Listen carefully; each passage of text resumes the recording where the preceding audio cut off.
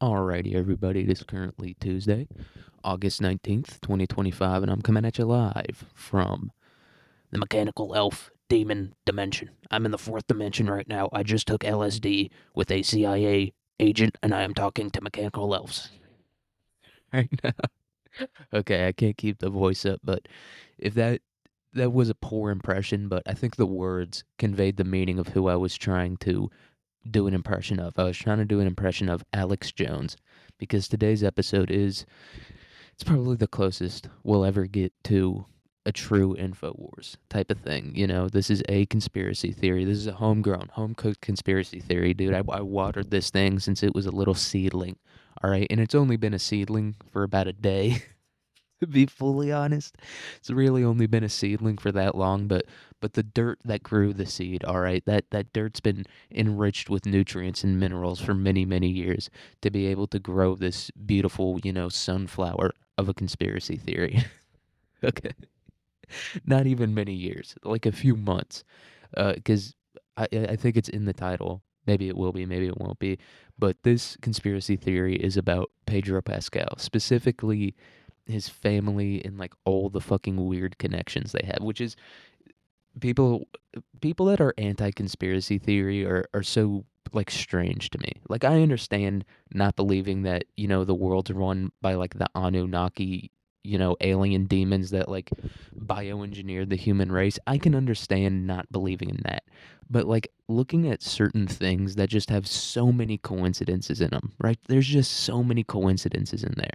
It's like yeah, it's just there's so much. It's like really, you think that like all those things are coincidences. Like this guy just so happens to be related to this guy who's like the head of this thing. Like you just think that's like a just a coincidence. It just so happened to be that way. I I personally don't believe in coincidences like that, dude.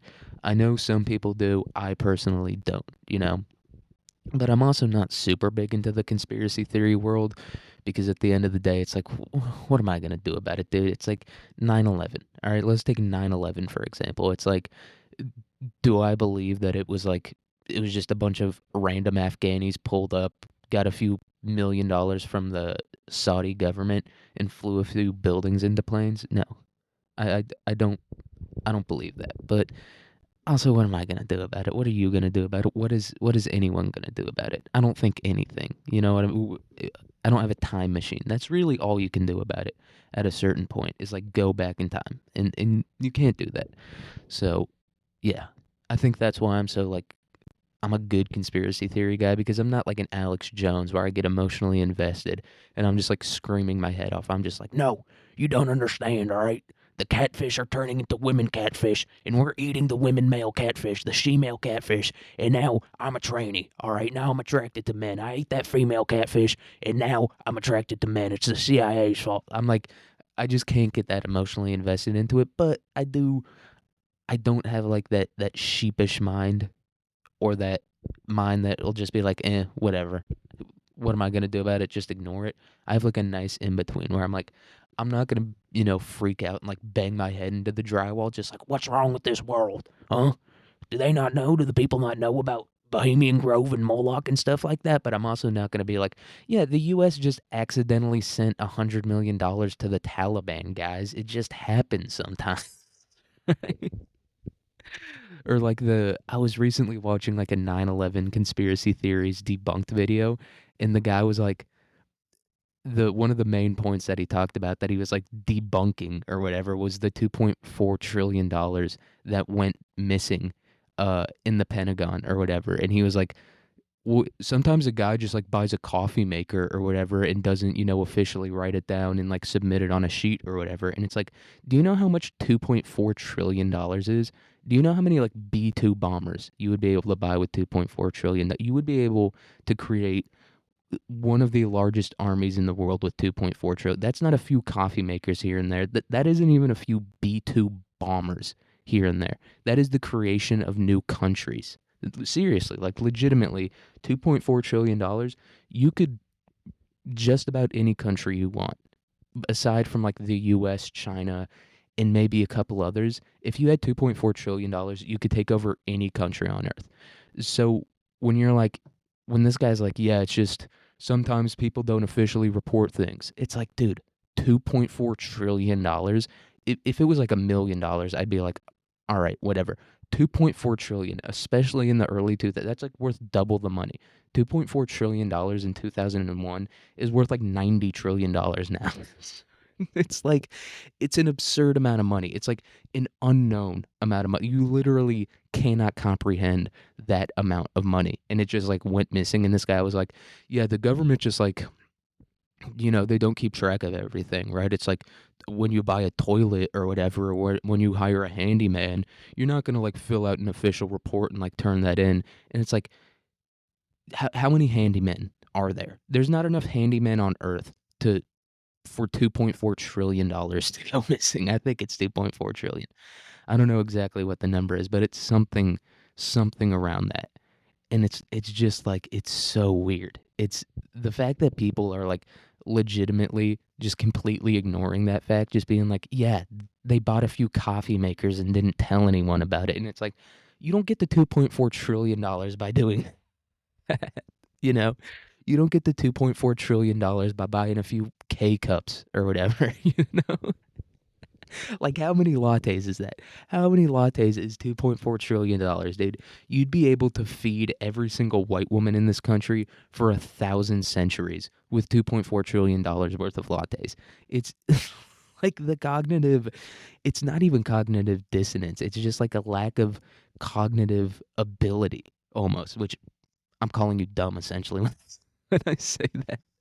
But it's like some of these people are smart people. They're not just like all dum dums or whatever, just all like rock heads filled with hammers or whatever.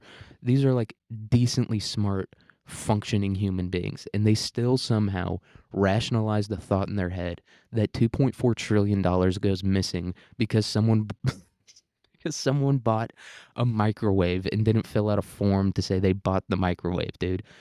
I'm gonna look up the price of a B2 Spirit right now. And by the way, $1 trillion, that is 2,000 billion.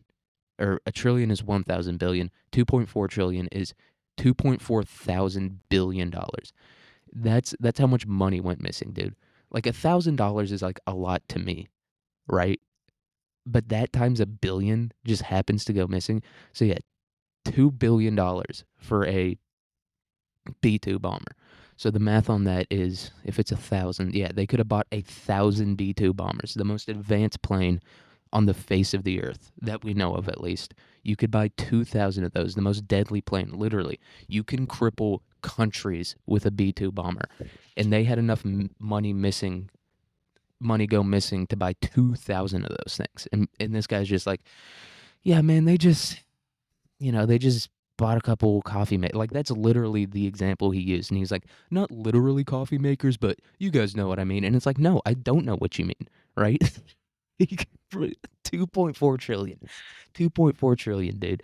That's an absurd amount of money. That's like 2 Teslas worth of money. How much I think Tesla's worth a trillion, like when it's all said and done. That's like 2 Teslas worth of money in the early 2000s that just went missing. And this guy's like, yeah, they didn't literally buy coffee makers, but they just bought a whole bunch of stuff and didn't tell anyone about it. And it's like, maybe some of the stuff they bought was that some of the, like, a million of that 2.4 trillion was used in 9/11 somehow. Maybe, I don't know, call me crazy, but I don't think $2.4 trillion goes missing by people buying Keurig machines or whatever. I don't know, maybe I'm out of my mind.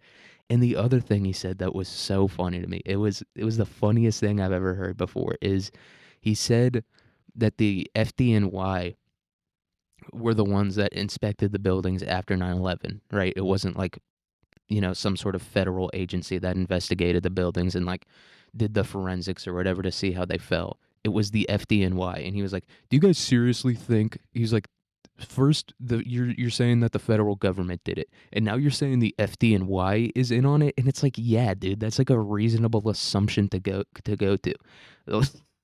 Like, local forces work with federal forces all the time, constantly, especially within the city of New York.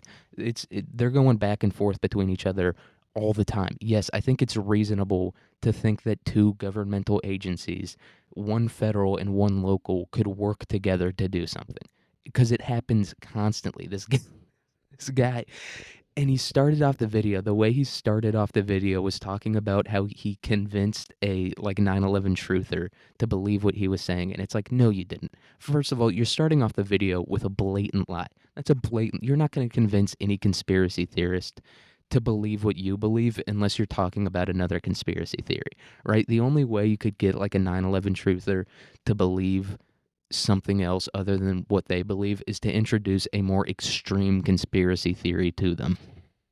Right? So he starts off the video with a blatant lie. And then he comes up with like the most ridiculous explanations and like copes of how the $2.4 trillion went missing and how it would be impossible for the fire department of New York to work with the federal government on something, dude. It's it's one of the funniest things I've ever seen in my entire life. And it's just one of those things where it's like you can come up with other arguments, right? It's like I don't know, or you can like choose different hills to die on. You can choose different hills to die on, but instead you choose to die on the hill of the CIA has never done anything shady ever. That's the hill that you choose to die on, really. The hill you choose to die on is the CIA, or I guess it's not just the CIA, but the Pentagon, intelligence agencies lost $2.4 trillion by buying coffee machines and stuff like that. It's like, it's ridiculous to me. It's ridiculous. And I'm not saying that anyone's wrong, right? I'm not saying that anyone's wrong or right. I'm just saying the argument is insane. It's an insane argument that this guy brought forth. It's crazy. It makes no sense. It made 2.4 you couldn't spend $2.4 trillion in your entire life if you bought every single thing on earth that you wanted to. You couldn't. And you're telling me that just goes missing? And they used it on toilets or whatever, right? Like there was that big scandal where the government was paying like $400 per toilet, or maybe it was something even crazier than that. But still, it's like how many $400 toilets is $2.4 trillion? It's like, and then the other thing, two governmental agencies couldn't work together. That's impossible. It's like what? And then there was this other point that he brought up about the BBC, the British Broadcasting Company, which I'm pretty sure is owned by the British government. I'll look that up real quick. But he was like, now you're bringing the BBC into it. There's no way that the government could influence a news agency. And it's like the government, like, are the people that approve these news agencies in the first place, right? Like Fox News, I'm pretty sure was founded by like the former director of the CIA. Or it's like some kind of like high up in the FBI or the CIA, or maybe it was the Department of Defense. It was something like that. It's just crazy to me that he was like, there's no way that the government could influence a news agency. Like, just like being like, that's impossible. No way. And it's like, these people, news anchors, they're not journalists, right? There are legitimate journalists out there, but news anchors aren't journalists. They're people who talk, right? That's what they do for a living. So if you're like, hey, here's an extra $1 million and here's a new script, there's no reason for them not to do that, right? Like, yeah, it's a British public service broadcaster. That's what the BBC is. So yeah, it's owned by the British government, and the British government is very closely connected, especially when it comes to intelligence, to the United States government. And that was like, I wouldn't say that was like the catalyst for the creation of this theory that I came up with. And I don't know how true this theory that I came up with was, but I just want to point out some interesting things about Pedro Pascal, right? Because that dude blew up on the scene. That guy came out of nowhere. That guy was in like 2 episodes of Game of Thrones and then became the most popular actor in the world overnight, which that doesn't really happen for older actors, right? Older actors don't blow up like that. Same with like older musicians and stuff. They all blow up when they're younger. Like comedians are a little different because you have to kind of develop that skill over time, but acting doesn't really take a whole lot of skill, right? You're just like a hot dum-dum and someone tells you what else, or someone else tells you what to say. I've talked about this before, so I'm not going to talk about it too much, but so you don't really have to develop that skill too much, right? Same with like singers and like most of these singers that you see, they're not making their own music. That's 100% a fact. They're not like making the beats or like the guitar or the drums or whatever. They're not writing that. So someone else is coming up with that, and a lot of them have other people write their lyrics for them. So actors and musicians, these aren't really people that need to like develop their talent over time, right? You either have it or you don't. It's not, you know what I mean? It's not like painting. Like painting, I'm horrible at like drawing and art and painting and stuff like that. But I think over time I could develop a pretty decent, ability to paint. But like with acting and singing and like I'm never going to be good at any of that stuff, right? I've never, even if I worked my ass off, I'd never be a successful actor because I'm not hot, right? That's what it takes to be a successful actor. So the fact that this dude blew up so late in life and he has all these weird connections to like just all kinds of stuff, dude. It's more insane than you might think. It seriously is. It's whatever you're imagining. It's even crazier than that. But the catalyst for this episode, it wasn't the guy doing like I completely debunked 9/11. All your theories are now void because I said that the Pentagon bought $2.4 trillion worth of toilets and coffee makers. That wasn't the thing that inspired me to make this episode. The thing that inspired me to make this episode was actually not related to like conspiracy theories at all. It was related to the UFC. And it wasn't, BJ Penn going on one of his schizophrenic rants or whatever. It was this guy who some of you guys might know. If you watch the UFC and you're like kind of any level above just like watching it, you'll probably know who this guy is. His name is MMA Guru. He's like, I think he's British or maybe Australian or New Zealand. I don't fucking know. But he sounds like he's British. And he's like this guy that he talks about the UFC. It's like his whole, I'm sure he talks about like the one championship and the PFL too, but he mostly just focuses on the UFC, right? That's what he's known for. He does like those live watch alongs where he like commentates the fights and gives his 2 cents or whatever. And I saw this clip of him online talking about Pedro Pascal's dad and how his dad had to flee the United States of America. He had to flee because he was a fertility doctor and he was implanting fertilized eggs and embryos, babies, into like other women without their consent. They didn't know that they were getting another woman's egg or embryo or whatever. And so he had to flee the country. And it's just so funny to me that it was MMA Guru talking about, like, this guy only talks about the UFC. It's the only thing he cares about. Like, he has a passion for it. He's almost like the Frank the Tank of the UFC. If you don't know who Frank the Tank is, he's like this dude who's super autistic, who just loves the Mets, and he's known for going on like these crazy explosive rants where he like bites his t-shirt and like pulls at his, face or whatever and screams about how much he hates the Mets. That's what MMA Guru is, but for the UFC and, like I said, I'm sure other MMA organizations. And so it's just so funny to me that he was the one that made me discover this. It wasn't War Mode, which is a conspiracy theory podcast that I listen to occasionally. It wasn't, Alex Jones or Joe Rogan or like some clip on Reels made by a 14-year-old who's like a far right conspiracy theorist. It wasn't any of that, dude. It was MMA Guru, who, yeah, I don't know. I like that guy. I like the UFC, and he's got some good takes, dude. And this is something I want to talk about before we get into the conspiracy theories or the conspiracy theory, which is the recent title fight that happened like 3 days ago or 2 days ago between Khamzat Chimaev and Dricus du Plessis. This is where I might get a little bit emotional. All right, this is where I might actually turn into Alex Jones. I'm not going to turn into Alex Jones talking about a Pedro Pascal conspiracy theory, but this is where I might turn into Alex Jones. Because if you didn't watch that fight, it was one of the most boring fights I've ever seen in my entire, like, seriously, awful fight. Like, people call Sean Strickland a boring fighter. Sorry. I had to burp real quick, but this was the most boring fight I've ever seen, and I've seen a lot of Sean Strickland fights. I've seen a lot of Khabib fights. This is the worst piece of garbage I've ever had the displeasure of viewing with my own two eyes.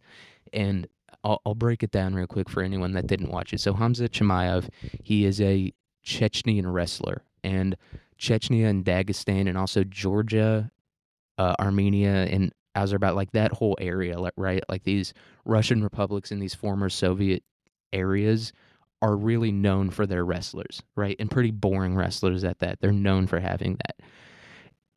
And that's where this guy's from. That's where Hamzat Chimaev is from. And literally all he did for the entire fight was lay on top of Dricus du Plessis, who was the champion. He just laid on top of him for the entire fight. And people are like, well, it was a dominant performance. And it's like, yeah, it was dominant. Dricus du Plessis had no answer for Hamzat Chimaev's wrestling. He couldn't get out of the crucifixes that he put him in. He couldn't get him off his back. He couldn't, fight from his own back. He couldn't do any of that, right? It's true. It's true that Hamzat Chimaev dominated Dricus du Plessis, but he dominated him for 5 rounds, right? If you dominate another fighter for 5 rounds and you don't like get a submission or a TKO or something like that, then how dominant can the performance really be, right? If all you can do is like hold the other guy down, that's impressive. It's impressive to be able to hold another, professional killer essentially down for 25 minutes. It's impressive to do that.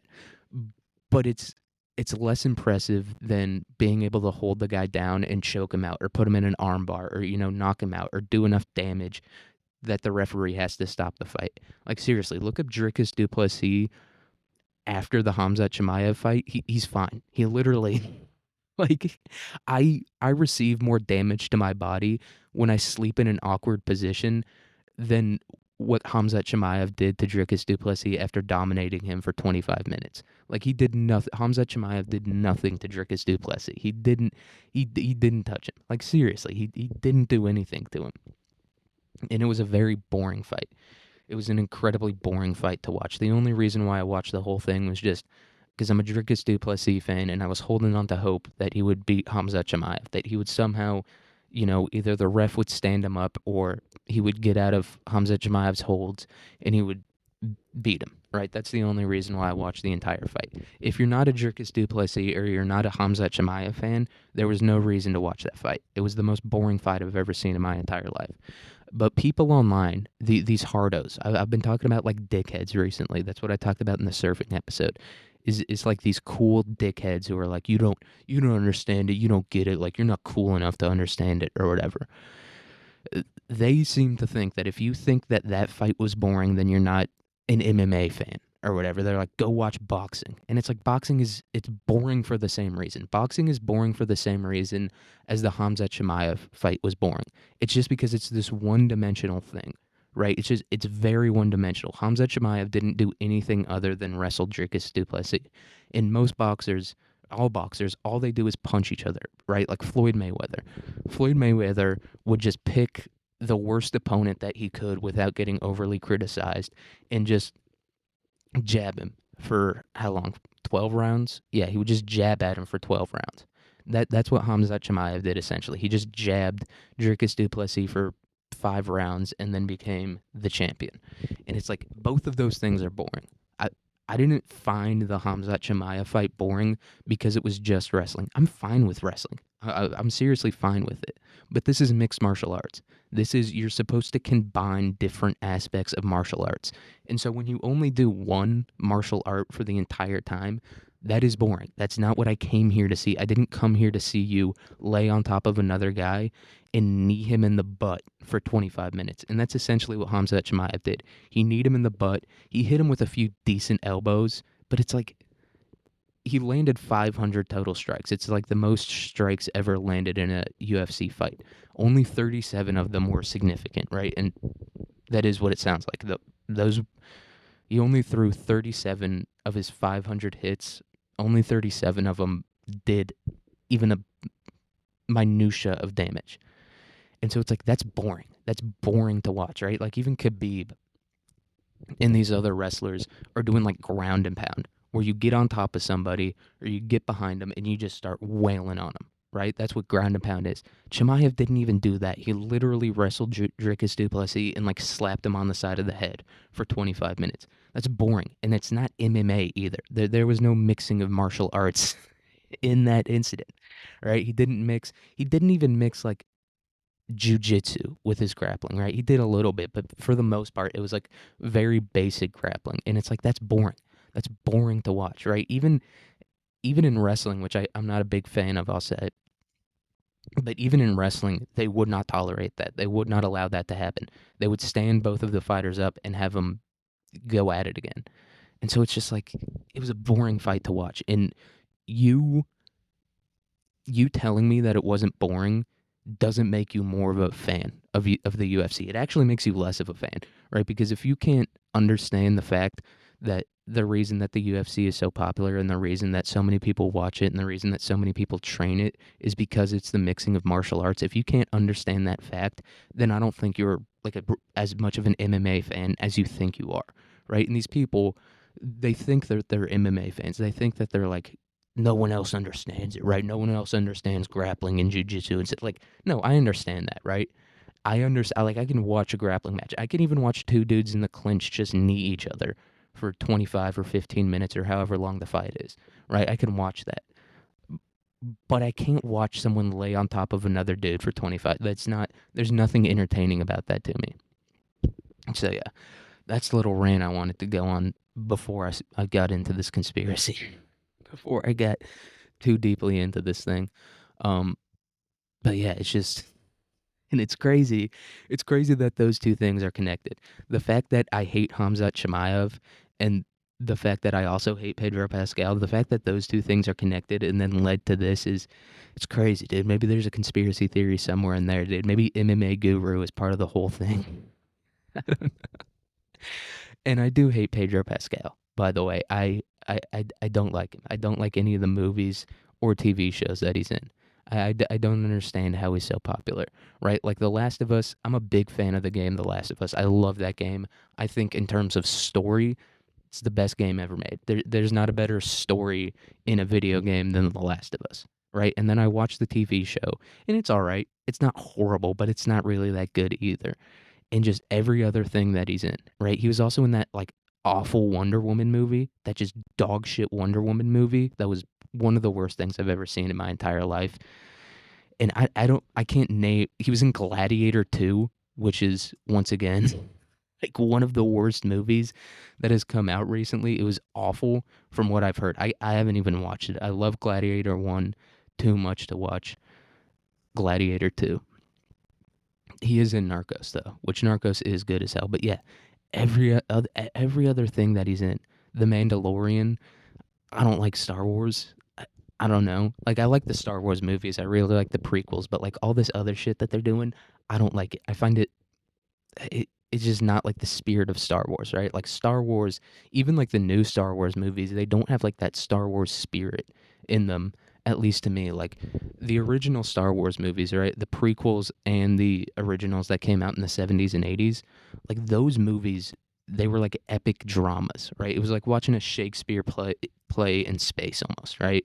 It was so overly dramatic, romantic, all that shit, right?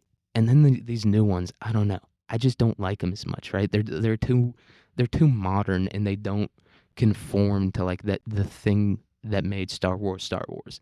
So I don't really like any of those things. I know some people do, and I know I've seen a little bit of The Mandalorian. It's fine. It's I mean it's all right. I don't hate it, but I don't think it's great either, especially in terms of its connection to Star Wars. So I don't like any of the movies that he's in. And also, this is the other reason why I hate him, and this is the reason why so many other people hate him, is like the anxiety thing, right? If you don't know, just look up Pedro Pascal anxiety, and it's just him like molesting women. Like, some people will try to say that that's not the case. It is the case. It's just him being like, I have anxiety, so now I have to touch this hot chick who's standing next to me, right? And I'm not going to make too many jokes about it because every single joke about it has already been made because it's just so ridiculous. It's the most ridiculous thing I've ever seen in my entire life. It's like, yeah, it's like going onto an airplane or something and you just start like ripping a vape, right? You just start like hitting a bong, being like, I have anxiety, so I have to hit a bong on a plane now. It's like pulling out like a Rick and Morty bong and just hitting the bong on the plane because you have anxiety. Like And Pedro Pascal, what he's doing is even worse than that. At least if you're hitting the bong on the plane, then you're getting everyone else high and everyone's just having a good time, right? Like, but Pedro Pascal is like sexually harassing women because he has anxiety. As a 50, he's 50 years old, by the way. Pedro Pascal is 50 years old. Uh, Anxiety is not the condition of a 50-year-old man. All right, I'm sorry. The only manifestation of anxiety you should have as a 50-year-old man is like buying a sports car or starting testosterone or whatever, or like dyeing your hair jet black. Like that should be what happens when you have anxiety as a 50-year-old man. You just like dye your hair, hop on testosterone, and leave your wife and start dating like a 20-year-old, right? That's what the manifestation of anxiety should be for a man in his 50s, but not Pedro Pascal. Pedro Pascal, who's a 50-year-old unmarried man, has anxiety and is like holding girls' hands and like grabbing them and stuff like that. Like that really isn't acceptable at any that's like acceptable when you're a toddler, right? When you're a toddler and you get like lost in the grocery store, it's acceptable to go up to like a random woman and just like hug her leg and be like, "I'm scared, I can't find my mom." That's past that point, doing that is entirely unacceptable. It is, right? Like I don't care. It's completely unacceptable to do as a human being, as a 50-year-old man. As it like imagine, dude, if just a 50-year-old woman like came up to you in public and was like, "I'm having an anxiety attack," and she just starts fingering your butthole, dude. Like that's what Pedro Pascal is doing, and it's and the excuse of anxiety, and I do have to appreciate it a little bit. Hey, game recognizes game. I do have to appreciate being like, I have anxiety, so I just gotta like, you know what I mean, feel on your ass and titties a little bit. Like I can, I can appreciate the game involved in that, right? But it's insane. It's insane. to do that. Like he's acting like a 5-year-old kid. He's 10 times older than a 5-year-old kid, and he's acting like a 5-year-old kid. Like, I'm scared. I need to hold your hand. I have anxiety, so I need to hold your hand now. Seriously, like that's what he's doing. That's what you do as like a 5-year-old kid when you're like going to kindergarten for the first time. You like hold on to your mom or your mom's hand and she like squeezes your hand or whatever, your dad's hand when you're walking into kindergarten for the first time. And that's normal for a kindergartner. It's not normal for a 50-year-old man who's been in Hollywood and is like an established Hollywood actor. This isn't, first of all, if you have like social anxiety, this ain't the career path for you, buddy. All right, I hate to break it to you. If you have social anxiety, you shouldn't be doing that, right? Like that's like a Navy SEAL being like, I have like, I'm scared of loud noises. Like it's like enrolling in the Marine Corps and being like, I want to be a Marine, but I also don't want to hear like loud noises or like hear like things explode. It's like, then you can't be a fucking Marine. Like if you're an actor and you can't handle being around other people, then you can't be an actor, right? It's insane. It's like at college. Like at my college that I went to last year, they had like people would have like special exemptions where they would get to take the test outside of class because they had, performance anxiety or they didn't like being around other people. It's like, all right, then college isn't the fucking thing for you. All right? Like if you can't take a test, if you can't like be around other people who are also being quiet and like just scribble your pencil, if you can't do that, then you don't deserve to graduate college, right? If you can't handle the idea of, standing in front of a crowd of people and answering questions, then you cannot be an actor, right? Like you can't, you have limitations that don't allow you to do that thing. That's like me being like, yeah, I need to play in the NFL, but no one's allowed to tackle me. Right? Like, or I need to play in the NFL and everyone else needs to wear like 90-pound weighted vests so that they're all the same speed as me. It's like, that's what he's doing. And it's very funny to me. It's ridiculous to be like, yeah, I want to be an actor, but I don't want to be around other people. It's like, then you can't be an actor. That's not how acting works. You can't just be like, yeah, I want to do this thing where I have to be around other people constantly, but I don't want to be around other people constantly. It's like, Two and two doesn't go together there, dude. You're trying to add two plus fish in that scenario. You're asking me the square root of the word trigonometry. That's like what he's doing. It's ridiculous. It's insane. And that's the main reason why I hate him so much. Like I don't really indulge in conspiracy theories about like people that I don't like or like groups of people that I don't like, right? And so that's how this conspiracy theory came around. It's like I hate this dude, and I already kind of believe in like the whole Hollywood is it's not organic. Nothing that happens in that industry is organic, right? Like same with the music industry. Maybe now a little bit to a certain extent, music people becoming popular within the field of music, maybe that can happen a little bit organically just because of the internet and stuff like that. But Hollywood, dude, you don't become successful in Hollywood by just being a really good actor. That doesn't happen. You have to have connections and you have to do favors for people and you have to do things that you don't like doing. Or maybe you do like doing those things. Maybe maybe a trip to Epstein's Island isn't so bad for some of these people, but it is just a completely inorganic thing that I just hate it. I hate the fact that people seem to think that if you just work really hard, then you can become a successful actor. No, you have to have connections in that industry. Same with a lot of other industries, but in Hollywood, people just seem to like not be willing to accept it as much because they like these people, right? And that's kind of the other job of someone in Hollywood. It's to be liked so that people go and see your movie, right?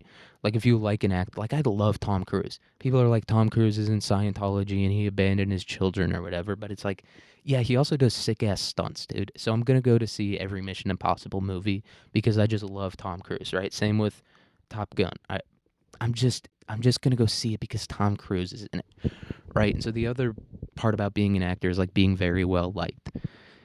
I don't know where I was going with that, but you guys know what I mean. And I don't think Pedro Pascal like just like checks a lot of those boxes. I guess he does check a lot of those boxes. He does have like connections and stuff like that, and he is at least with women, he is very well liked. So, but I don't know. I just hate him. I hate him for doing that, right?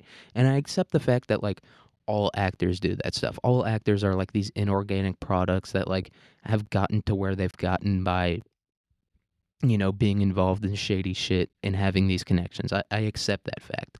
But when you do other things on top of that, that is when I start to really get annoyed and pissed off, right? When you're an actor and you've done all these things to get where you're at, and then you try to lecture me about how I'm like an immoral person for believing what I believe, that's that's where I start to get really annoyed. And that's where everyone starts to get annoyed, right? Is when people start like lecturing you. When people have done incredibly shady shit, try to lecture you about how to be a good person, when that happens, people start to get annoyed. And so, I don't think Pedro Pascal has done any of that. I'm sure he wants to. He just has like the general ethos of like a liberal who wants to like condescendingly lecture you about women's rights or whatever. He just has that ethos to him. Like the way he dresses, the way he looks, is like manicured, pretty boy beard. All that stuff is like manicured, scruffy beard. Like all that stuff about him, I hate it. I hate it so much. And so that's the thing that like drove me to do this, right? Just looking at Pedro Pascal and his like fake scruffy beard, dude. Like I have a brother. My brother has like a huge beard. So I know what like an actual scruffy beard looks like, and that's not what Pedro Pascal has, dude. He goes in to, a makeup artist or like a hair salon or whatever somewhere, and they perfectly pluck out every single hair to make it look like ruggish but also stylish, and that pisses me off, dude. Having like a fake ruggish beard is, oh my god, it annoys me to no end. It like just like that, the fakeness of it all. I hate it. I hate it very much, and that's why I like don't hate The Rock at all, because I feel like The Rock is like, yeah, that guy's like obviously was hand selected by like some Hollywood agent somewhere, or like some talent agent, and was groomed his most of his adult life to like be this action star, right? And he like does all the things that you expect him to do. But Pedro Pascal, God, I just hate that guy. Oh, I have anxiety. If you're a grown man and you have anxiety, shut up, dude. The two conditions, the two mental conditions that like a 50-year-old man can have is depression or schizophrenia. If you're an adult man and you're like, I have bipolar or I have borderline personality disorder or whatever, shut up, man. Like you're 50 years old. Either be depressed or be schizophrenic, man. You can't be 50 with anxiety. It's not it's not the way things work. Okay? You either need to be, writing on your walls about how the doctors are trying to break in and like poison you and, how aliens abduct you every single night, or you need to be drinking an entire bottle of Jack Daniels every single night. Those are the two those are the two mental conditions that grown men are allowed to have. Anxiety is not one of them. I hate to break it to you, man. Anxiety is not, and it also doesn't make sense like evolutionarily, right? Like especially is as like a man of like European descent like he is. And we're going to be talking about that a little. Just right, like every single European man went through like and most men on earth, quite frankly, there are some like isolated tribe somewhere, but for the most part, every single man on earth is the product of who survived like war, right? Or yeah, who survived war. That's what every single man alive is like a product of.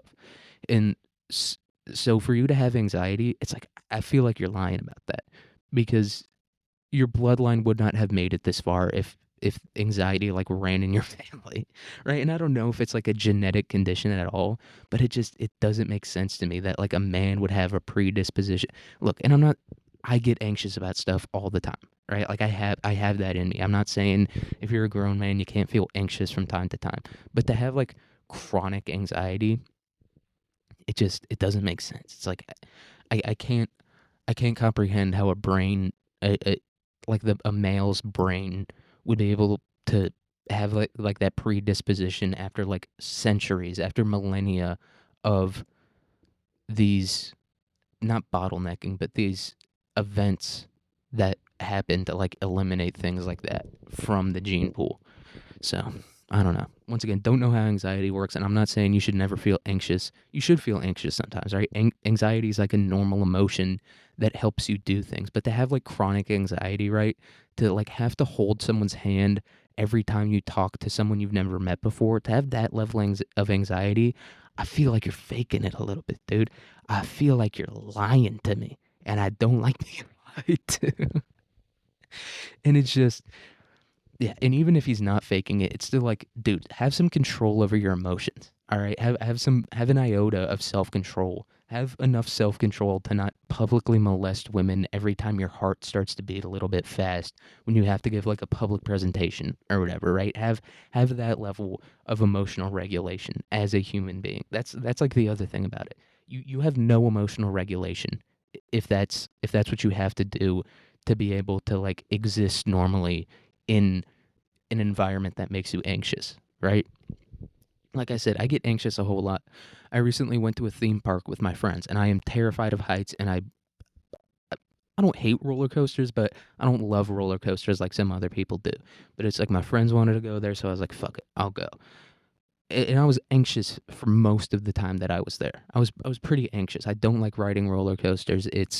I'm scared of heights. I'm always scared that like my shoes are gonna fly off and I'm just gonna have to walk around without shoes for the rest of the day. I'm always anxious about stuff like that. But you know what I didn't do? I didn't start going up to random women and just double cheek grabbing their butts, being like, I'm nervous. Right? I didn't do that. I had anxiety, which is a normal thing for people to have, and I didn't molest anyone. Okay? Because I'm maybe not the best at regulating my emotions and my feelings, but I'm decent enough at it that I don't have to like grab random women every time I start to feel a little nervous. Okay? I wasn't like waiting in line and just like hopping over the railing that like separates the lines to get onto the roller. I wasn't hopping over that railing to like find a hot chick and like honk her boobs because I have anxiety. I was just like, no, I'm anxious about something. That's fine. It's normal to be anxious about stuff. And I did it without doing something that is by the letter of the law sexual assault. Okay? or at least, at the very least, physical harassment. All right, I didn't have to physically harass any attractive women to help quell my own internal feelings of anxiety. But for some reason, Pedro Pascal does. He is not able to regulate his emotions on that level, despite being a 50-year-old man. I don't know, man. I don't know. Let's talk about this conspiracy theory a little bit. Yeah, I wrote all this down, dude. I had like 90 tabs open, just researching all this stuff, trying to find connections and stuff like that. I don't think I found too many connections, but I did find a lot of weird stuff, dude. A lot of coinky dinks in there. There's a whole lot of coinky dinks in there that normal people don't have. Normal people don't have coincidences like that in their lives. So let's talk a little bit about. We're gonna talk about his family, right? This is how I start off most of these episodes. We're talking about the history. You know what I mean? What's going on here? To understand the current context of something, you have to analyze the history of it. You know, what are the events that led to this guy having to having to karate chop girls' ass cracks because he feels uncomfortable? What is the history that led to the creation of a human being like that? So we're going to talk about this a little bit. So Pascal's family fled from Chile to Denmark to the U.S., eventually settling down in Orange County, California. So we're going to talk a little bit later about why they had to flee the Chile in the first place and why they had to go to Orange County and all that stuff. But a little bit of context here. Orange County is, I think it's the county just south of Los Angeles County, California. Maybe I'm wrong, but I'm pretty sure that's where it's at. But it's somewhere in Southern California. It's a very affluent area, you know, as most of Southern California is. That's not unusual. It's not unusual to have Orange County. Oh, I guess it is a county located in the Los Angeles metropolitan area. Let's look at a map real quick. It's like just south of LA, I guess, and it's very rich. It has all these communities, right? Like Laguna Beach, Irvine. We're going to talk about Irvine a little bit when we're talking about all this weird stuff that's going on with Pedro Pascal's family, but they eventually settled there. So, yeah, it's where they ended up, dude. They pulled up there, and maybe that's where Pedro Pascal's family made a lot of the connections that made him so successful in the first place. If I had to guess, if I had to take a complete shot in the dark, I would say that would be the not nexus point, but the advent point of Pedro Pascal's career is his family, who was very affluent, right? That's how they were able to flee a country and then settle in one of the richest areas in America in the first. This is an incredibly rich area, especially along the coast, right? Especially near Irvine, where his family, I know for a fact, lived. So, yeah, they pulled up, they fled a third world country, and then they moved to one of the richest parts of the richest country on earth. So that alone is like, it's weird. Just something about that is weird. It's like, first of all, you're fleeing Chile. Chile, it's not like I don't think it's a third world country, but it's definitely not. It's not like America, right? They don't have that type of money, that type of establishment there. So it's very weird that they fled a country that's decently poor and then moved to one of the richest areas in America. That alone is fishy. It's like, the only people that get rich in countries like that are corrupt people, right? Like if you met someone from Zimbabwe or whatever that lived in a mansion in New York City, you'd be like, what did your family do in Zimbabwe to get enough money to own a mansion in New York City, right? You'd have to ask some questions about that, because it's like Zimbabwe is one of the poorest countries on earth, if not the poor. I don't think it is the poorest, but it's definitely up there. This is an incredibly poor country that we're talking about here. So for someone from that country to have enough money to buy a house or even to rent an apartment in one of the most expensive cities on the planet, that is weird. That is fishy.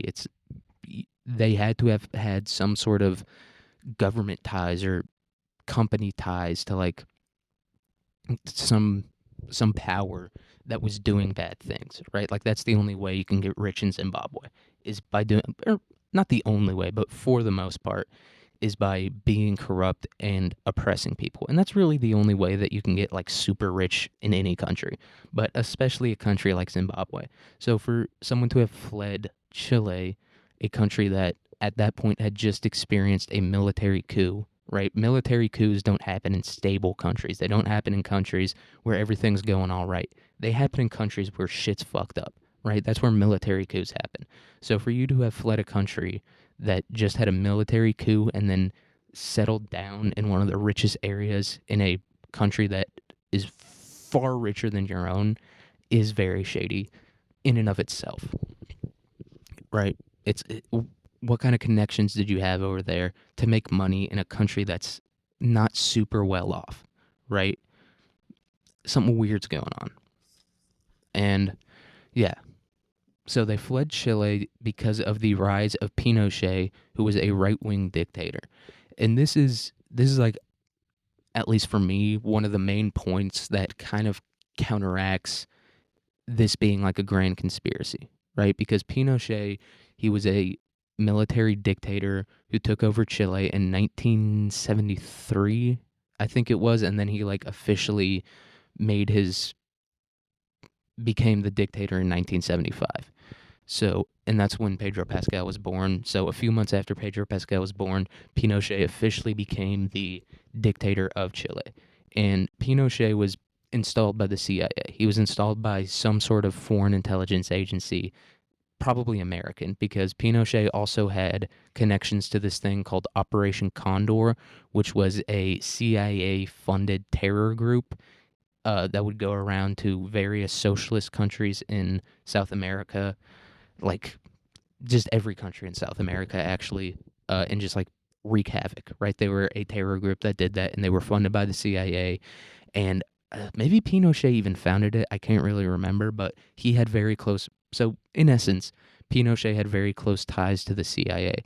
And the reason that Pedro Pascal's family fled Chile in the first place is because Pinochet didn't like them. So, by extension, kind of, it's like the CIA had a vendetta against the Pascal family, but things change. You know what I mean? Especially in it's been 50 years since then. Especially in 50 years, the motivations of organizations like the CIA can change a whole lot. So it doesn't say that much, but it says a fair bit to me about even just having like my ancestors fled a country too. But the reason they fled it is because the government started like restricting their rights and stuff like that, right? That's why they fled the country in the first place. That's why they came to America. They didn't flee it because they had close connections to the CIA, right? Because even though I think the CIA didn't like him and his family and stuff like that, I still think having that close of a connection to it is it's weird. Not a lot of people have that. It's a unique situation to be in. Very few people are even tangentially related to like a coup in the country or in like a country, right? And his family was not even tangentially, very closely tied to that coup. And so to have that in there, also very weird. It's like we got one coincidence. His family is very rich in a country that is not very rich. That's weird. That's a coincidence. And then we have this other coincidence where his family is very close to a group of people who are enemies of the CIA. Another coincidence. And that's really what most conspiracy theories are to me. That's like kind of what makes me believe them. It's just like it's coincidence after coincidence after coincidence. It's like nobody has that many coincidences in their life or major coincidences like that. It just doesn't happen like that. That's not how things work. It isn't just random. It's controlled. And so yeah. And the reason why they fled specifically is his mother had close family ties to Salvador Allende, who was the socialist leader before Pinochet came in and took over, right? And so that's obviously why the CIA funded Pinochet's military coup, is because historically, if you look at it, America's not a big fan of socialism and communism and stuff like that. So they funded Pinochet or whatever they did and had him overthrow this guy, Salvador Allende, something like that, Allende.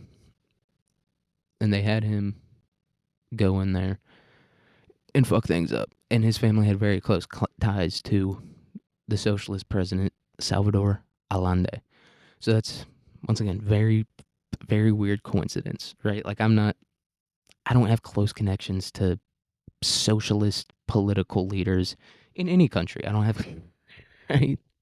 Not even the United States. I don't have close connections to any political leader anywhere in the world.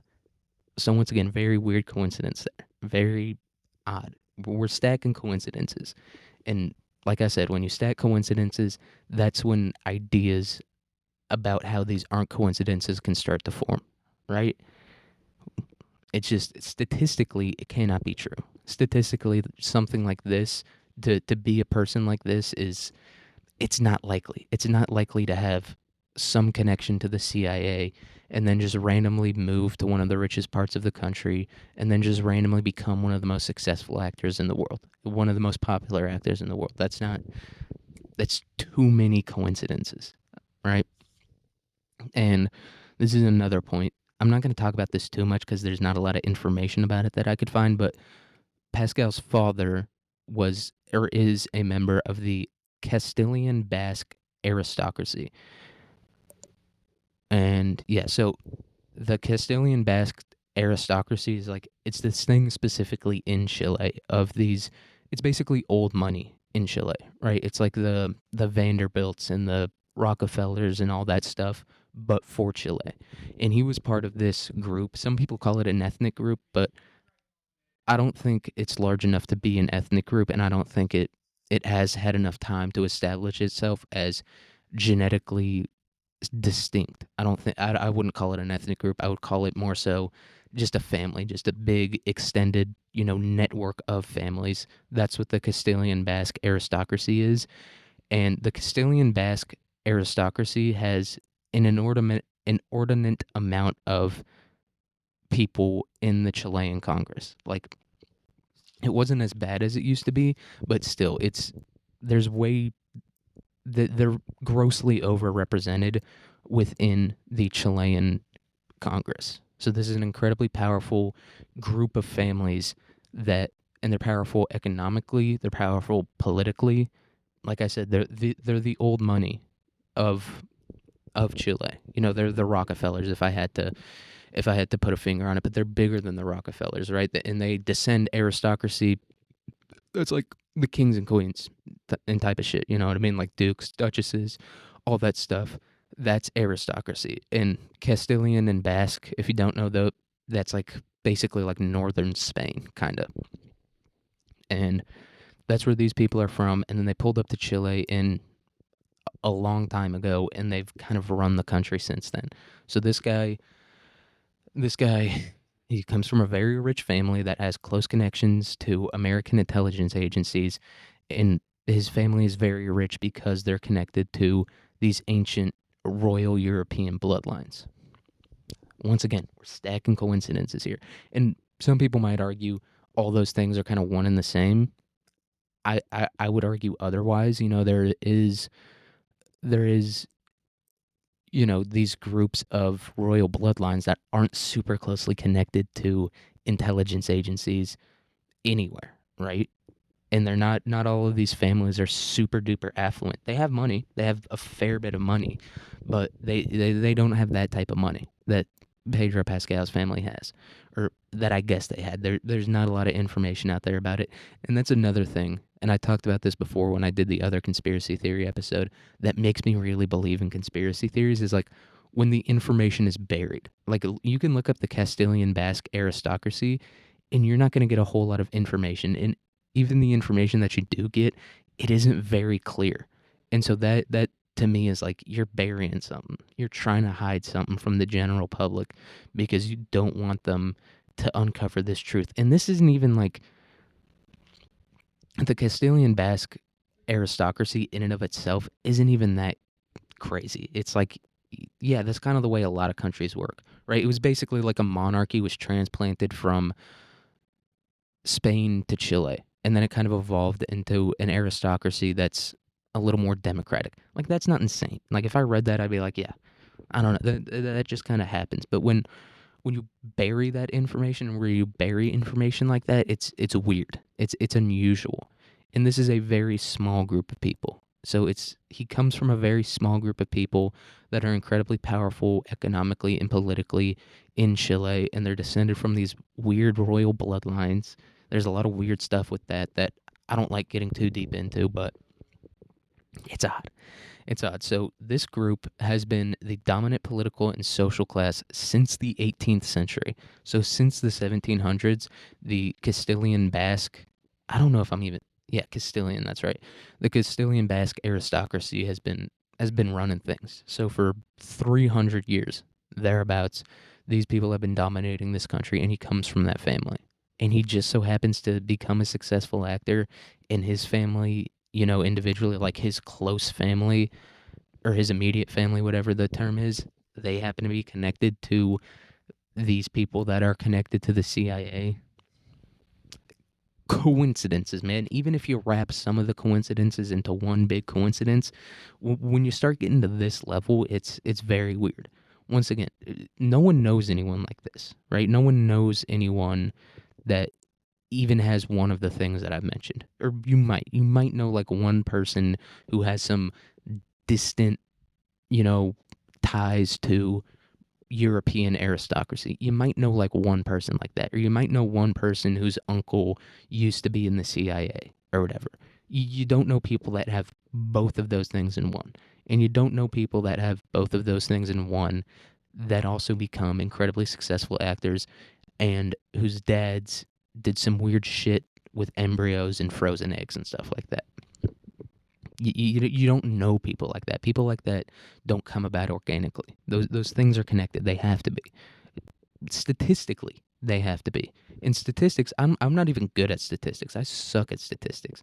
But for all these things to add up into one singular thing, it's not random, right? It's like flipping a coin 100 times and getting heads 75 times. It's not going to happen. The things don't happen like that, right? At that point, there's no randomness involved. There has to be something wrong with the coin, right?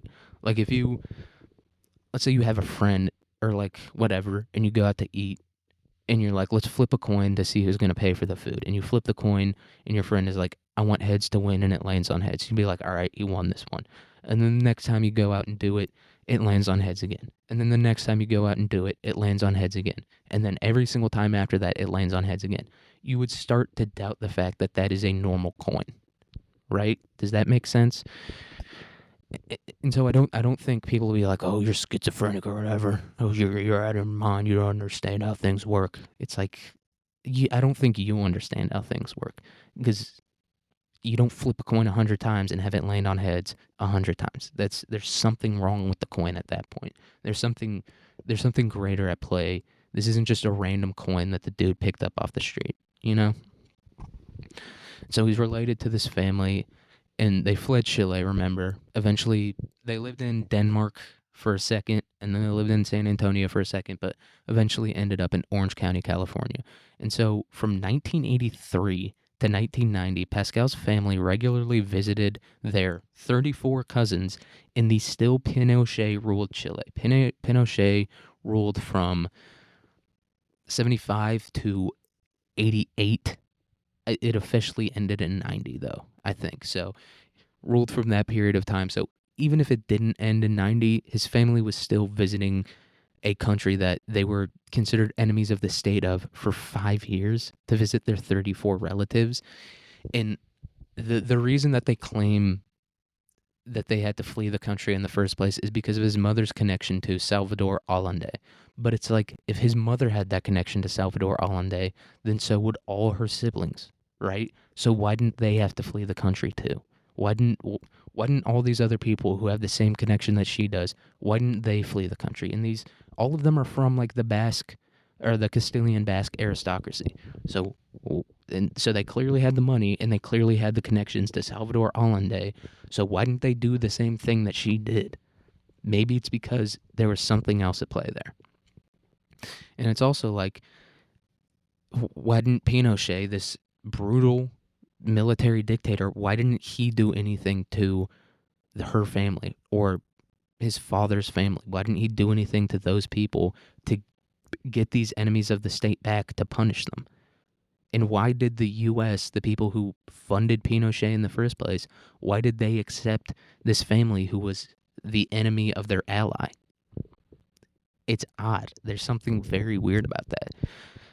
And yeah, so they still visited even though they were considered enemies of the state, dude. If you're an enemy of the state, you can't just like fly to America and like walk through TSA or whatever. And I get it, at this point TSA didn't exist in America and it definitely didn't exist in Chile, but it's still like you have to have a passport. So either these people had fake passports or there was something more at play. Maybe they were brought to America. Maybe specifically his dad, maybe Pedro Pascal's dad was brought to America for a certain reason, but they kind of just blamed it on having to flee Hollande. You know, it's just it doesn't add up. It's like you fled this country because this dictator came into power, right? But then you keep coming back to the country even though that dictator, who was the one that made you flee, is still in power. That doesn't make any sense. It doesn't, right? Like if I was an enemy of the state of, you know, France or whatever, I wouldn't be flying to France to visit my like sorry, I'll call you or something. I'll send you a letter. I can't risk going back to this country ruled by a military dictator who considers me an enemy. I can't risk that. I'm not willing to risk that to visit my cousins. It's odd. It's weird. It doesn't add up at all. You fled because you were scared for your lives. This military dictator who took over in a coup considers you an enemy because you have relations to this family, right? But still you come back to the country. It's like, I don't think you fear for your life then. I don't think you truly fear for your life in that type of situation. So another odd coincidence. And now we get to the thing that started this also. In 1995, the family moved back to Chile after Pascal's father was accused of stealing his fertility patients' eggs and embryos and implanting them in other women without their knowledge. He was accused of this. It's very hard to really get someone for medical malpractice. So he was just accused of it, but he fled. That means he did it. I know people are like, the court of law or whatever. I'm not the court of law, all right? I don't work for the Supreme Court or whatever. I'm not wearing a big fancy wig in a robe with a wooden hammer. I'm not doing that. This isn't the court of law. This is my understanding of the world. I know it's very hard for a doctor to really get in trouble for medical malpractice, right? And this is a crime also that is very easy to prove. It is very easy to prove this crime. You test it, you look over, the consent forms.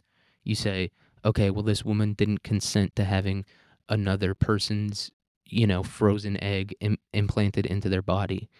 And you go, okay, she didn't consent to that. And then you DNA test the baby that she gave birth to. You look at the birth certificate, make sure she was the one that gave birth to the baby. Then you DNA test that baby and you see whether or not it is not her baby.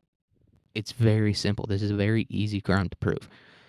And it's also a very easy crime to disprove, right? Because if you look over the consent forms and you say, oh, she didn't consent to having another baby put inside of her, and then you DNA test the baby and it's her baby, then that's not a crime, right? This is a very easy crime to prove or disprove, right? It's one or the other. It's very black or white. You don't need to have like footprint evidence or like fingerprints or any of that stuff. You don't need to go through like decades old files. You just need one form and a DNA test. It's the only two things you need. And so it's a very easy crime to prove or disprove. And so I think fleeing to another country so you can't be persecuted it's fishy, right? Like if someone accused you of, I don't know, like stealing something, someone accused you of stealing their lawnmower. That is a trial that can be drug out for years and years and years, right?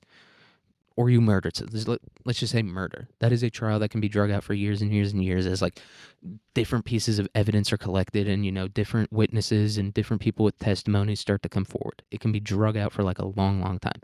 That can't be done with this type of thing. It's very simple. DNA testing it's not a tall task. People do it constantly. People with not a lot of money do it constantly.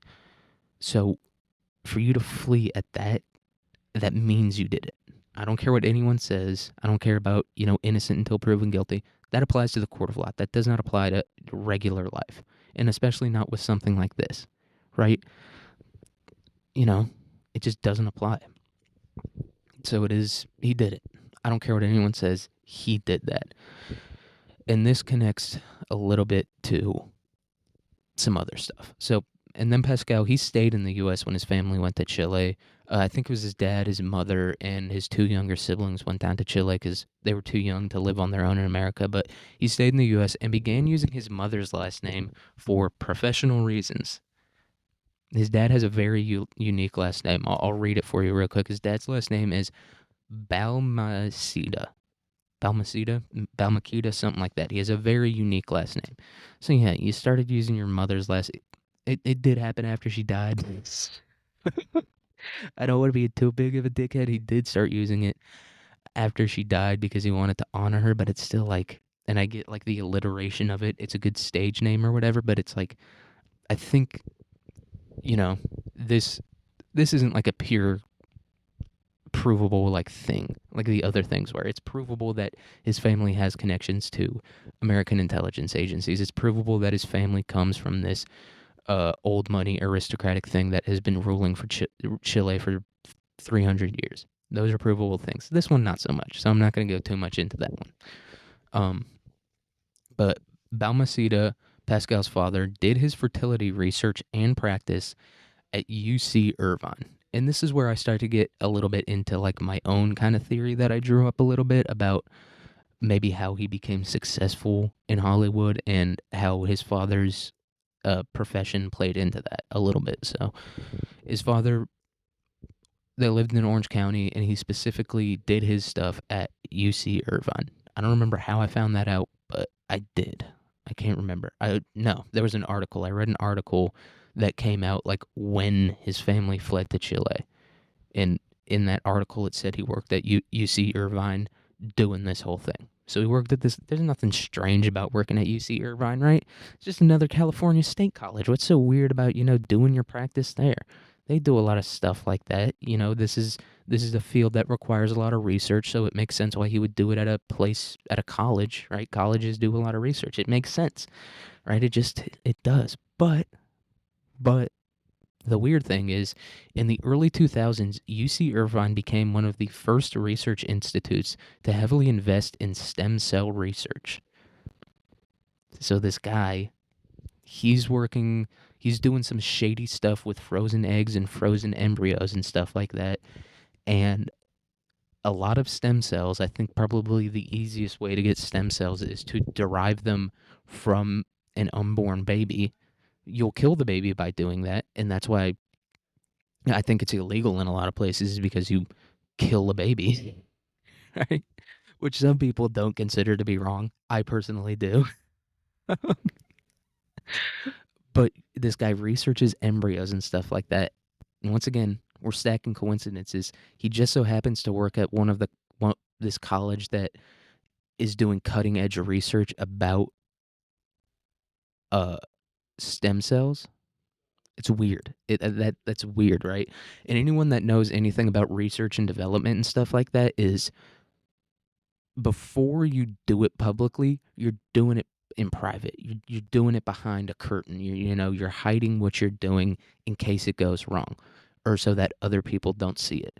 And so his family officially fled in 1995, and I think 2000, maybe 2001, is when UC Irvine officially started doing their stem cell research. One of the first things they did was they injected these stem cells into someone's spine to help repair their spinal cord specifically, I'm pretty sure. So yeah, this guy who's known for doing research and practice with these embryos, these unborn babies, that guy just so happens to work at a college that's like on the cutting edge of stem cell research, and most stem cell research is very closely related to unborn babies and frozen embryos and stuff like that. Odd. It's odd. It's a very weird coincidence. And another thing that's weird about it is, I'll try to look this up real quick. No, I don't need to look it up. I know what it is. UC Irvine's stem cell research facilities were dedicated to and funded by Sue and Bill Gross. And Bill Gross is a major investor. He's one of the best investors of all time. And he has a lot of weird connections too. It's once again, this is a guy that's very hard to research. He's a pretty private guy. I'm sure he doesn't love being in the public eye, even though he did name a cutting edge stem cell research facility after himself. He could have chosen a different name. You could have just been like, no, don't name it after me. Just name it the Stem Cell Research Institute. But no, he chose to name it after himself and his wife as well. But this guy's, or maybe I got the wrong Bill Gross. I'm pretty sure this is the right Bill Gross. He's very good. He's like a hedge fund manager, investor, stuff like that. And he has a lot of shady connections, but you can't connect that too closely to Jose Balmaceda. Balmaceda. I think that's how you say Pedro Pascal's dad's name. So, yeah, that's what we got. Next up, we have three of the Balmaceda. Three of their four children are in the movie industry at a pretty high level. His older sister is a producer. She's a high-level Hollywood producer. His younger sister, who's also trans, it's people are going, that's not his sister, that's his brother. I don't give a shit, dude. We're talking about a family with intelligence ties and close ties to a brutal military dictator in Chile. I'm not worried about whether the dude cut his dick off or not. So his younger sister is trans, and she or he, I don't care, whatever, is a very successful actor and not super successful, but like even a iota of success in Hollywood is an incredibly rare thing to gain. And yeah, so three of the four are in the Hollywood, movie industry. We're going to talk about the fourth in a minute, but I do want to talk about his younger sister, quote unquote. Her name is, she does kind of have a porn star name. Her name is Lux Pascal, which, tell me that doesn't sound like a porn star name. My name is Lux Pascal, and I love sucking cock. Yeah, it sounds like a porn star name. Like, I'm sorry, I hate to break it to you, but the unfortunate thing about this person is, like I said, his, her, whatever you want to call it, that the family is very rich, right? And they're from Southern California. He's from Southern California. I'll just say he's from Southern California, and he has a very rich family. And he's still not the most convincing one I've ever seen. We got a pretty decent jawline on the boy. The boy's got a pretty decent jawline. You know what I mean? And a clearly, Michael Jackson style nose. This isn't a nose that came about naturally. You know what I mean? And a chin, a Sylvester Stallone style chin on the boy. The boy's got a chin. Big Dog's got a big old chin, looking like it could take a punch from Apollo Creed without getting knocked out. I don't know. That's just something I wanted to comment on. You'd imagine that they'd be able to afford some better stuff that would make him look more like a woman. Not Lux Pascal, dude. Not this man, lady, whatever you want to call it. Attractive person, but a handsome woman. You know what I mean? Lux Pascal is a handsome, very handsome woman. Yeah. And yeah, just not very convincing. It's kind of like seeing a stick bug try to be a stick bug, but they're on like a beach or something like that, right? Where it's like, I can tell you're a stick bug, dude. You're not surrounded by like foliage and leaves and other sticks and stuff like that. I can tell you're a stick bug, big dog. We're on a beach right now, right? Like it's kind of what Big Dog Lux Pascal looks like. But once again, porn star name, 100%, dude. I guarantee you, there is one out there that has that name. And so yeah, his family. Again, another coincidence that I just wanted to bring up. It's like, yeah.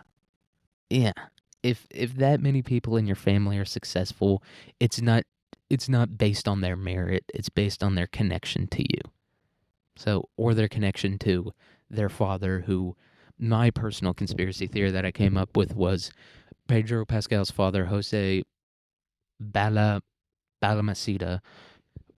either was brought to the U.S. or just so happened to come to the U.S. and go to Orange County to research, to do like clandestine, illegal research about stem cells. and stem cells in Hollywood, that's very closely related, right? You have the adrenochrome conspiracy theory, but then you have other things that aren't conspiracy theories. Like a lot of these people will just publicly admit that they get stem cell injections and stuff like that. So stem cell research, Hollywood, two very closely related things, right? Like I said, the entire job of an actor is to look as hot as possible, and part of looking hot is looking young, right? Trying to always look like you're 25 years old at the peak of your attractiveness. And so you take stem cells in order to do that. And the dude that is doing this weird research with embryos and stuff like that, maybe he had some kind of connection to stem cell research, and then he kind of used that as blackmail, maybe, or the people that were getting the stem cells were just like, all right, we'll make your son an actor. That's kind of my own personal conspiracy theory that I came up with. It's kind of loose. It's kind of hard to find information about that. I feel like if I looked a little more into Bill Gross, he probably has a lot of connections in Hollywood, but I didn't feel like doing that. Just going down a rabbit hole like that. It's fun. It's fun to turn into Alex Jones a little bit, but yeah, it's a lot of work, and it's also when you're putting in connections together like that, it really it tires out your brain just trying to be like, I know I'm almost there. And it just hurts your brain to do stuff like that. So that's my own personal conspiracy theory. I'm sure someone can do some more research on it to find out. And this episode is kind of like a delayed type of thing, where a few months ago, I wanted to do an episode where I came up with my own conspiracy theory. This one isn't entirely self-made, but a decent amount. So, and then finally we have Pedro Pascal's, his younger brother, is a doctor slash researcher at the University of Chile whose focus is neurobiology. Pedro Pascal's younger brother's focus is neurobiology, not the University of Chile. They focus on a whole bunch of shit, but the main thing that they focus on in terms of their stem cell research is neurobiology and stuff like that. So, yeah, I just think maybe his dad, and I think his dad, when he moved back to Chile, I know for a fact actually that he went back to the University of Chile where he graduated from. And so I think probably his dad was doing a whole ton of stem cell research there. And then he brought his son in. I think his dad was probably pretty close to that tied to that stem cell research. Even if he was just like the one that was growing the babies to then steal the stem cells from, even if he was just doing that, that's still incredibly immoral and shady and shitty, and just has a ton of other ramifications, which I don't want to talk about because we've already been doing this for an hour and 22 minutes.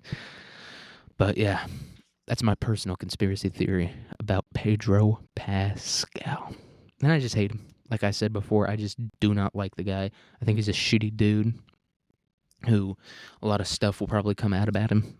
And I'm not one of those people. I'm not out here preying on downfalls. All right, might seem like I am, especially with the amount of research I put into this episode. But it's like, I hope it's not true. Like that's the kind of conspiracy theorist I am. At the end of the day, like I said, I'm not super invested in it. I know some people are like super invested in it, and some people are like completely don't believe in it at all. I believe in it, but I'm not gonna die on that hill. I'm not gonna like lecture my parents about 9/11 or what. I don't care. I don't care that much. But I am one of those people where it's like sometimes I kind of wish that it all just was random, and that's just like the way the cookie crumbled. But I don't think it is. It doesn't. It just logically does not make sense inside of my mind. And so yeah, that's all I've got for today's episode, guys. All right, sorry, but that's all I've got for today's episode, guys. Do your own research, man. Feel free to prove me wrong. Like I said, I don't care too fucking much about it. I really didn't even present that clear of a thesis about it in the first place, so clearly I don't care that much. But if you want to disprove me, that's fine. I don't care that much. But yeah, other than that, I hope you have a good day, good week, good year, good life, and I'll see you guys on Thursday. Peace.